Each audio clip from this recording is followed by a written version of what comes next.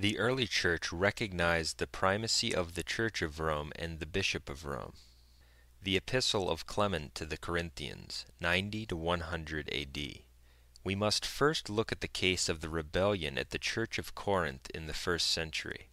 In approximately 90 to 100 A.D., the Church at Corinth consulted the Bishop of Rome, who was Pope St. Clement, about serious disputes which were occurring in its church. Pope Clement was the third bishop of Rome after Peter. He was the fourth pope. The church at Corinth wrote to Clement and asked him to intercede with their problem, even though the apostle St. John was still alive at the time and much closer to them in Ephesus. The fact that the church at Corinth went to faraway Rome about their internal problem shows us that papal primacy was recognized in the very first century. In response to their appeal, Pope Clement wrote his epistle to the Corinthians. This epistle is one of the most famous documents in the history of Christianity. In this epistle, which dates from 90 to 100 A.D., the Pope clearly uses authoritative language to command the Corinthian Christians to be subject to their local pastors. Here are some quotes from his famous epistle. 1 Clement to the Corinthians, chapter 1, quote, "We feel that we have been somewhat tardy in turning our attention to the points respecting which you consulted us, and especially to that shameful and detestable sedition." End quote. 1 Clement chapter 57. "Ye therefore who laid the foundations of this sedition, submit yourselves to the presbyters, and receive correction, so as to repent, bending the knees of your hearts. Learn to be subject, laying aside the proud and arrogant self-confidence of your tongue." End quote. 1 Clement chapter 46, quote, "Your schism has subverted many, has discouraged many, has given rise to doubt in many." End quote. Notice the authoritative language which Pope Clement uses in rebuking those who caused the internal rebellion at the Church of Corinth. This shows us that from the very earliest years, in the very first century, the Church of Rome was recognized as the one with superior authority. It was recognized in this way precisely because its bishop was the successor to St. Peter's authority and his keys. In the following very interesting quote, we will hear from Eastern Orthodox scholar Nicholas Afanasieff. He was a professor of church history and canon law at the Orthodox Theological Institute in Paris. As an Eastern Orthodox theologian, he was not a Catholic and did not accept Catholic teaching on the papacy or the Bishop of Rome. But in an essay found in The Primacy of Peter, edited by John Meyendorff, pages 124 to 126, here is what this Eastern Orthodox scholar admitted about the Epistle of Clement to the Corinthians. Quote, "Let us turn to the facts. We know that the Church of Rome took over the position of church with priority at the end of the first century. That was about the time at which her star ascended into the firmament of history in its brightest splendor. Even as early as the Epistle to the Romans, Rome seems to have stood out among all the churches as very important. Paul bears witness that the faith of the Romans was proclaimed throughout the whole world, Romans 1:8. We have a document which gives us our earliest reliable evidence that the Church of Rome stood in an exceptional position of authority in this period. This is the Epistle of Clement of Rome. We know that Clement was president of the Roman Church. The epistle clearly shows that the Church of Rome was aware of the decisive weight in the Church of Corinth's eyes that must attach to its witness about the events in Corinth. So the Church of Rome at the end of the first century exhibits a marked sense of its own priority in point of witness about events in other churches. Note also that the Roman Church did not feel obliged to make a case to justify its authoritative pronouncements on what we should now call the internal concerns of other churches. There is nothing said about the grounds of this priority. Apparently Rome had no doubt that its priority would be accepted without argument." End quote. So, as we hear in this quote, even the Eastern Orthodox admit that the Epistle of Clement to the Corinthians shows that Rome clearly held the place of priority in the first century, and this undeniable priority of the Church of Rome is nothing other than the primacy which belongs to it as a result of its bishop being the successor of St. Peter. The next example we will look at brings us back to St. Ignatius of Antioch. St. Ignatius of Antioch on the primacy of the Church of Rome. We've already mentioned St. Ignatius of Antioch and the profound significance his letters hold among the most ancient Christian documents. So far we have not covered what he had to say about the primacy of the Church of Rome. In his famous epistle to the Romans, number 1, dated 110 AD, St. Ignatius of Antioch writes about the primacy of the Church of Rome among the churches. Quote, Ignatius, which is called Theophorus, to the church which presides in the place of the region of the Romans, and which is worthy of God, worthy of honor, worthy of the highest happiness, worthy of praise, worthy of credit, worthy of being deemed holy, and which presides over love. End quote. St. Ignatius says twice that the Church of Rome presides. Again, I remind the listeners that Ignatius's letters are among the most ancient expressions of Christianity which we have outside of the Bible, and in them we just happen to see that the famous Bishop of Antioch ascribes to the Church of Rome a primacy, a presidency among the churches.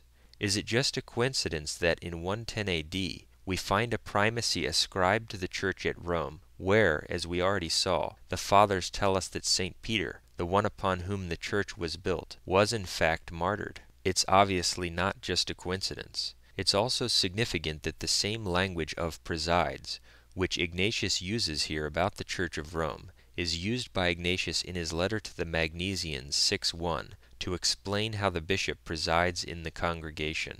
So the analogy can be drawn from the teaching of Ignatius. Just as the bishop presides over or has authority over the congregation, so too does the Church of Rome preside over or have authority over the other churches. Now it must be pointed out that members of the so-called Eastern Orthodox religion, who do not accept Catholic teaching on the papacy, but cannot ignore some of these facts, have tried to minimize the significance of this statement by Ignatius. The so-called Eastern Orthodox also study the early Church Fathers.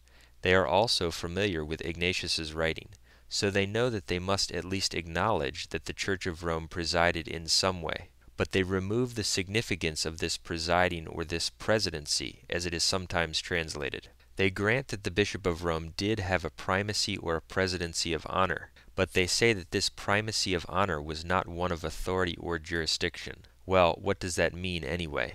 They say that the Bishop of Rome held the first place among all the bishops. He was the first among equals, so that he could, for instance, lead people in making recommendations. But they say that he didn't have any authority over the other bishops or the universal church to command or decree anything. The fact of the matter is that such a position is illogical and meaningless. If what they say were true, what would such a primacy, such a presidency mean in practical terms? If you honestly think about it, the answer is that it would mean nothing of practical consequence. Anyone can make recommendations. A primacy or a presidency only has a real and practical meaning if it translates into some form of authority over that which it presides. Even if we look at the most minimal and innocuous examples of primacy which involve a presidency, this is always true. For instance, the place a moderator has in a debate. A moderator in a debate theoretically cannot influence the outcome of a debate by injecting his own views. He is just there to moderate. His presidency over the debate is about as minimal as presidency can be. That's why it frequently happens that debate moderators have personal beliefs which favor one debater. Their personal beliefs aren't supposed to influence the debate. But if one of the debaters does get out of line by taking too much time, the moderator can step in on his own authority and silence the debater. The point is that his position as one who presides over the debate as moderator, as minimal as that presidency is, has a practical significance which translates into an ability to rule on his own authority, regardless of whether the other debaters like it or agree with it. For one who presides or holds a primacy which involves presiding must always have a greater authority than the one presided over. If one who presides can never invoke his presidency to decree something by that authority, then his presidency/primacy is a fiction. So the point is that this idea of the so-called Eastern Orthodox, that the Bishop of Rome can have a presidency/primacy of honor without authority over the other bishops or local churches, is fictitious and illogical, and it would be meaningless in practical terms. Thus, Ignatius's statement that the Church of Rome presides is a proof of Catholic teaching on the papacy. The logical conclusion of Ignatius's statement is that the Church of Rome holds authority among the churches, for it presides precisely because it inherits the authority of the one who had the keys of the kingdom of heaven, an unfailing faith, and was entrusted with the entire flock of Christ. Now let's look at what the so-called Eastern Orthodox actually admit about St. Ignatius's statement. Here are more interesting words from Eastern Orthodox scholar Nicholas Afanasieff in The Primacy of Peter, pages 126 and following. Quote, "We find the first direct evidence about the priority of the Roman Church in the writings of Ignatius of Antioch. Speaking of the Church of Rome, Ignatius uses the phrase 'which presides' in two passages. The Roman Church presides in love, that is, in the concord based on love between all the local churches. Ignatius pictured the local churches grouped, as it were, in a Eucharistic assembly, with every church in its special place, and the Church of Rome in the chair, sitting in the first place. So, says Ignatius, the Church of Rome indeed has the priority in the whole company of churches united by concord." In his period, no other church laid claim to the role which belonged to the Church of Rome. It is enough to compare his epistle to the Church of Rome with other Ignatian epistles. One immediately feels the difference of the tone. In his other epistles he teaches like a doctor, but when addressing Rome he does not venture to give any advice at all. Every line in this epistle is charged with special deference to the Church which presides in love." End quote. These are very interesting admissions by this non-Catholic scholar.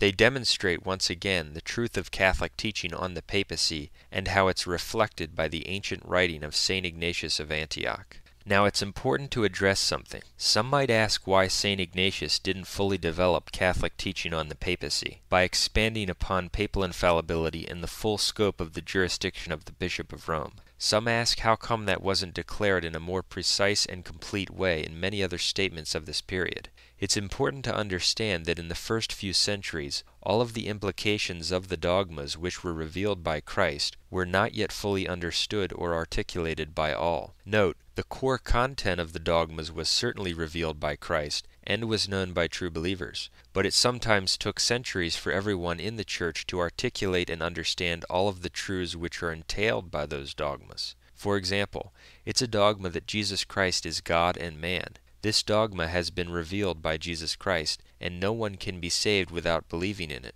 However, it took hundreds of years for the Church to define that Jesus Christ has two natures. It took the Church almost 700 years to define that Jesus Christ, as one divine person with two natures, has two wills, even though this flows logically from the Incarnation and is part of the exact same truth that Jesus Christ is true God and true man. Papal jurisdiction and papal infallibility, and all the prerogatives of the Bishop of Rome, are part of the exact same truth that St. Ignatius remarks about, that the Church of Rome holds the primacy among the churches. They flow logically from and are part of the exact same truth that Jesus Christ made St. Peter the First Pope, gave him the keys of the kingdom of heaven and an unfailing faith, made him shepherd over his entire flock, and that the bishops of Rome succeed to that authority. But it took time for many to recognize all of the aspects of this revealed truth, just like it did with aspects of the Incarnation and the Trinity.